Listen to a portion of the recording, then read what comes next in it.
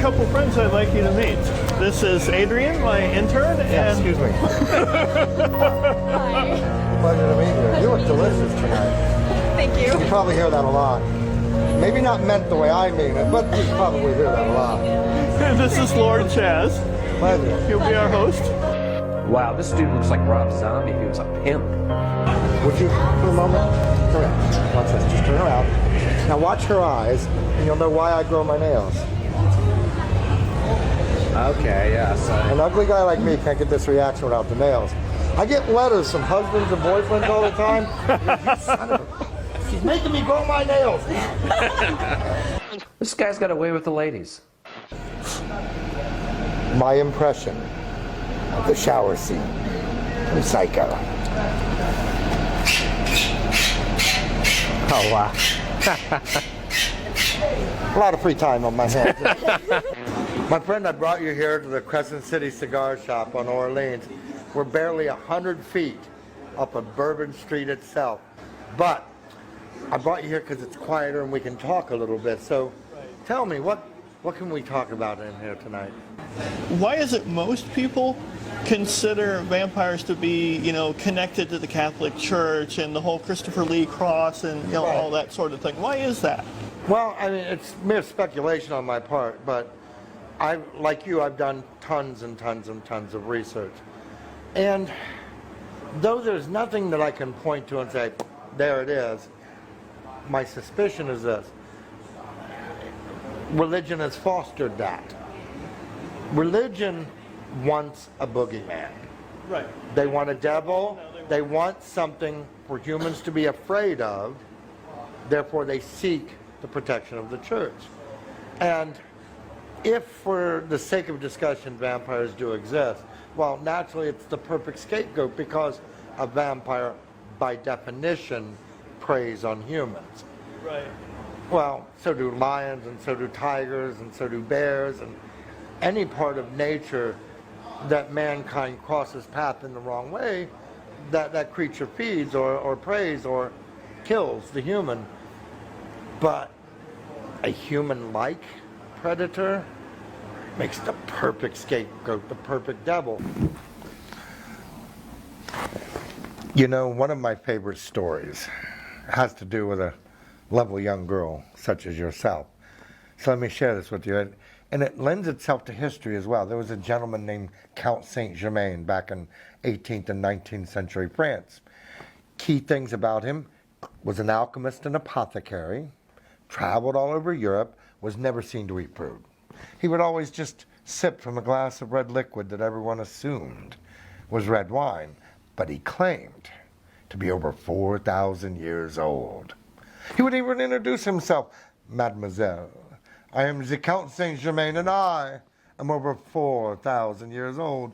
Most people said, yeah, good, because I don't think they believed him.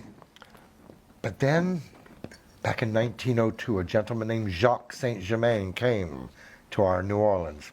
He took up residence at the corner of Ursuline and Royal Street, and he started operating a pharmacy in the ground floor of the building while living upstairs. He always introduced himself as a descendant of the Count Saint-Germain. But he was also never seen to eat food, not even at his own dinner parties, just sat there sipping from his red wine. But one night, he did something very normal, which he followed with something very abnormal. One night, he enticed home from a local tavern a young lady such as yourself. We like doing that down here. Now, I can only assume that she expected to get physical with him. I don't think it was what he had in mind, because later that evening she was laying in the middle of Royal Street, broken and bleeding, and she told the following tale to the police officer who came to her aid. She said the moment that they were home alone and in the parlor, Jacques' attitude changed. That happens when you go home with a guy, doesn't it? Well, she said she was afraid of him. That something about his demeanor made her very nervous. So she tried to put a little distance between them. At one point, perhaps Jacques caught this. Maybe he understood this, and he started brooding, she said. He was standing by the Royal Street window watching carriage traffic down on the street, and she started inching towards the door. Now, when she got to the door, there was a good 30 feet to separate the two, diagonally opposite corners of the room. She opened the door and it creaked on its hinge. She glanced over her shoulder, wanting to make sure that he hadn't heard, and he was right behind her. Crossed the room in the blink of an eye. With abnormal strength, he slams her against the wall and bit her along the left side of her throat. I guess as the flesh started to tear open, suddenly a knock came at the door, and apparently somebody had come by without a phone call. The knock distracted Jacques, and she broke away. She raced to the Royal Street window, out onto the gallery where, alas, she tripped and fell. Yeah, see, the things we make fun of in the movies, they actually happen in real life. But her fall tumbled her over the hand railing, and she somersaulted to Royal Street below, the fall fracturing her right leg in 3 vicious snaps. Her scream attracted the police officer. Now, he was trying to stem the tide of blood spurting from the side of her throat as she gurgled out this story of the attack. He put her on a carriage and sent her off to the hospital and went over to confront Jacques, told him to appear at police headquarters the next morning to deal with the matter. Jacques never appeared. When the officer came back to confront him, the door was padlocked. He had heard that Jacques had left the city by train that morning. Now, pardon blood clots on the vocal cords, bad for a public speaker. Of course, they inspected the building. What they did find was a nice rack of 17 bottles of red wine. Later testing proved that they were a delicious blend of about 50% Merlot, 50% human blood. A tasty red table wine indeed. Makes you wonder what was in the Count's bottles, doesn't it? Because the funny thing about this story is, Jacques claimed to be a descendant of the Count. But they have identical descriptions. And they did the exact same things. Drank from glasses of red liquid everyone assumed was red wine. And did you happen to notice they were in the same business? The Count claimed, or was, an alchemist and apothecary, and Jacques was operating a pharmacy. The exact same thing in a different century. This is why I love New Orleans. We have these stories everywhere here.